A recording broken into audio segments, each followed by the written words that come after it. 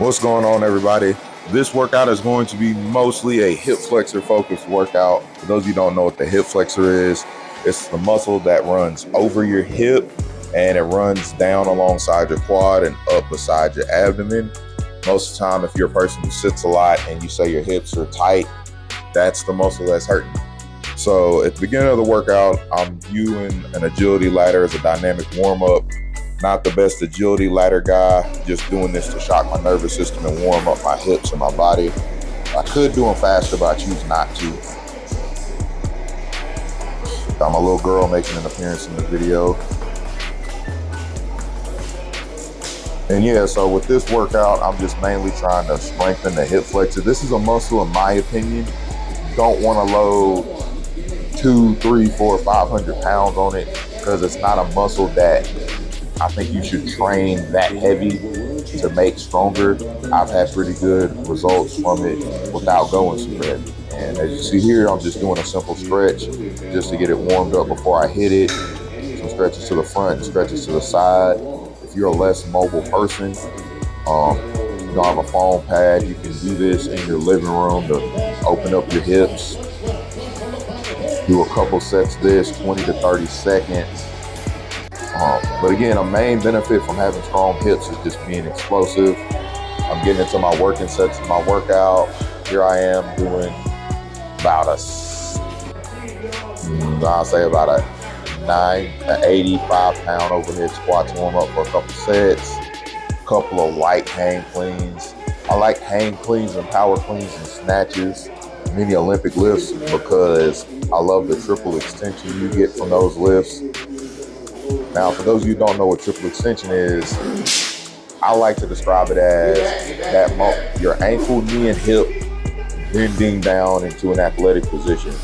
So for our athletes, you want to think linebackers in football, shooting their hips on a tackle, boxing out in basketball, getting ready to jump up to catch a football, catch an alley-oop in basketball, get a rebound, I point a baseball or softball in the outfield, stuff like that. Next lift, I had a single leg hip thrust, which also got some hamstring activation. I'm using my single leg roller as my base because I don't have a hip thrust machine, which I would love to load a bunch of heavy weight on there, but I'm going single leg and haven't done it in a while. So I want to be smart and build up to a heavier weight. And again, you just want to be explosive with this. The whole point of this is to be explosive, which in my opinion is the best way to train as an athlete. If your goal is to strictly move a weight from one place to another, whether it be bench press or deadlift, I would advise you work on lifting heavy weights quite often, multiple times a week, eating a lot of protein and putting on a lot of mass. If your goal is to be strong and explosive and change directions like a good athlete, you can do heavy strength work and heavy power work, but you need to also work on moving the weight fast and explosive. So here I'm on to some ATG split squats, and I'm just getting full range of motion. I feel it good on my back hip flexor, and I supersetted it with a banded knee pull through. I think my working sets were 3 sets of 3 on the split squats with the safety bar, and then about 5 with the resistance band. Not that one because it broke on me. I did a couple sets of these. I think I did about 3 supersets. You just want to get down there, and I also like it as a good stretch too.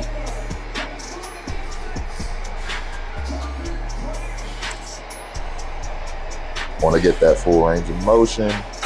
Again, this is also something that can be done in your living room with assistance. You can be young or old and do it. Having strong hips, even though you don't see the hip muscle, training it is good for your quality of life and movement. As you see, I got me a stronger resistance band now, so I really have to force myself to actually drive. Now, if you're at a gym that has a cable attachment, you can add weight and progressively overload, which is great. But if you can't and all you have access to is a band, a lot of my stuff comes from Walmart or Academy, places that are cheap. So you can find a lot of fitness stuff at an affordable price and just make it work.